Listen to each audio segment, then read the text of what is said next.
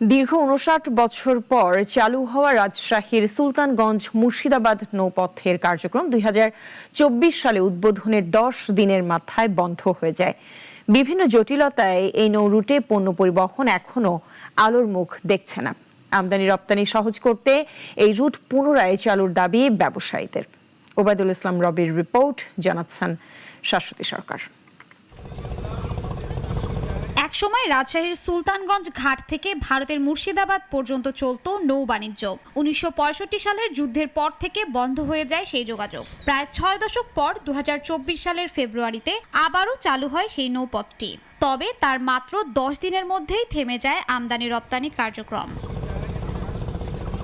শুরুর দিকে কয়েকটি নৌযানে পাথর ও গার্মেন্টসের ঝুট আমদানি রপ্তানি হলেও পরে নাব্যতা সংকট ও প্রশাসনিক জটিলতায় বন্ধ হয়ে যায় কার্যক্রম। ব্যবসায়ীরা বলছেন, প্রয়োজনীয় বিনিয়োগ ও অবকাঠামো প্রস্তুত থাকলেও এখনও মেলেনি পূর্ণাঙ্গ অনুমোদন।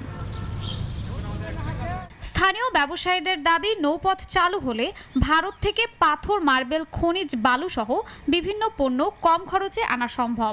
একই সঙ্গে দেশ থেকে কৃষি পণ্য, পাটজাত পণ্য সহ বিভিন্ন পণ্যের সহজ রপ্তানির সুযোগ তৈরি হবে। বারবার উদ্বোধন হওয়ার পরও এই বন্ধ চালু হচ্ছে না। এই বন্ধ চালু হলে এলাকার মানুষের বেকারত্ব দূর হবে।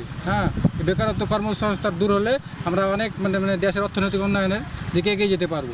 আজকে যে পাথরটা ঢাকায় সেল হচ্ছে ৬ থেকে ৬,৫০০ টাকা টন, এই পাথরের রেট থাকবে ৪৫০০ থেকে ৫,০০০ টাকা এই পোর্ট চালু হলে। পোর্ট আজ চালু হবে, কাল চালু হবে, এভাবে বিএডব্লিউটি আমাদেরকে আশ্বস্ত করেছে এবং আমরা সে থেকে বসে আছি এবং ক্ষতিগ্রস্ত হচ্ছে। অন্যদিকে এ বিষয়ে সরকারের উচ্চ পর্যায়ে আলোচনা করে ব্যবস্থা নেওয়ার আশ্বাস ভূমিমন্ত্রীর। আমরা চাই একে অপরের সহায়ক হতে, বন্ধু হয়ে থাকতে, জনগণের জন্য, জাতির জন্য, দেশের জন্য যেটা ভালো হয় সরকার বিবেচনা করে এটা সিদ্ধান্ত নেবে। সরকারি হস্তক্ষেপে নৌপথটি পুনরায় চালু করে দেশের আমদানি রপ্তানির নতুন পথ উন্মোচন হবে বলে প্রত্যাশা স্থানীয়দের। শাশ্বতী সরকার, নাগরিক।